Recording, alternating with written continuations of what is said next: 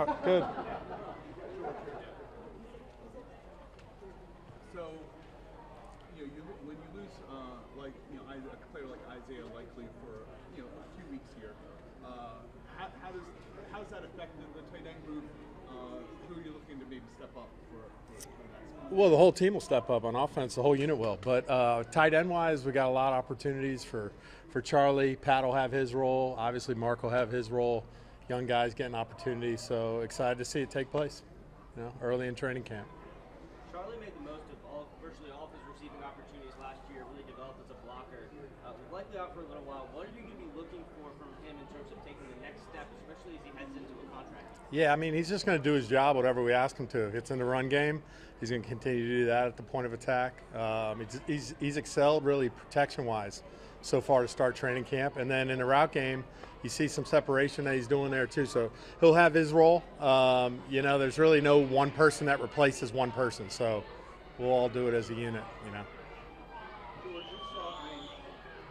Mark Andrews went through a lot between the end of last year, the off-season trade discussion, all of that. He's out here running hard almost every rep.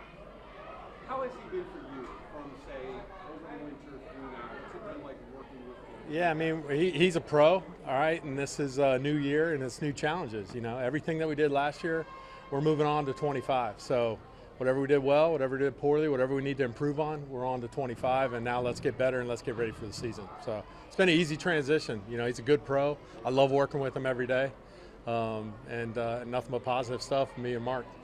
Just to stick out Mark Andrews, he's been obviously a great player for a long time. Do you still think the offensive line weapons in this offense, running game, receiving weapons, he's still be a guy that's kind of as productive as ever in his past year in this offense? I mean, he led the league in touchdowns as a tight end last year, so I think so. George, there's an interesting dynamic in your tight end room with the three top guys all having last year contracts. Yeah. Mark brought up the word unselfishness a couple times. How much does that quality sort of permeate through your room, and is it something that's discussed in the position? Yeah, as a group, we worry about the next day because we have so many responsibilities, run game, pass game, protection. So we're worried about today. Tomorrow, we'll worry about tomorrow. We're not worried about the season just yet. We're worried about training camp, getting ready prepared for really, a 20-week season when you count the preseason, the bye weeks, and then, hopefully we're continuing to play from then on.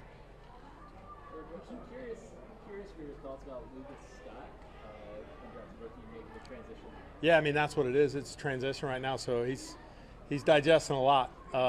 He's putting it all together. We're trying to fit him in as many roles as possible, see what that looks like. He's taking steps, so day by day. Can't wait for the games to see what it looks like, too.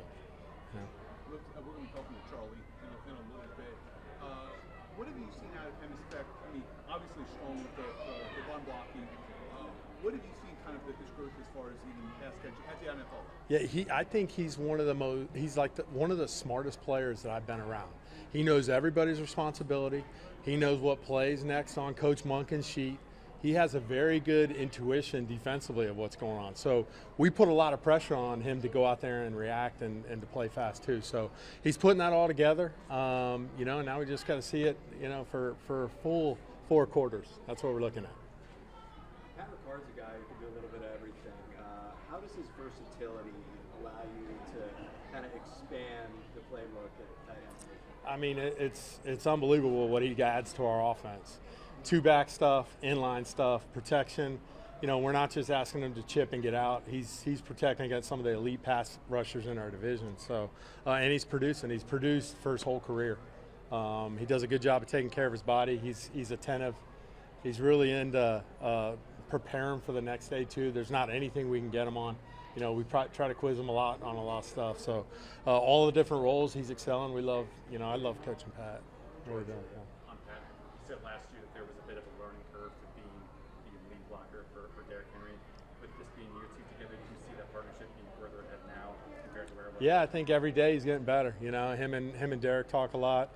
And so, yeah, I see him as a very, very, very big piece to our 2-back run game.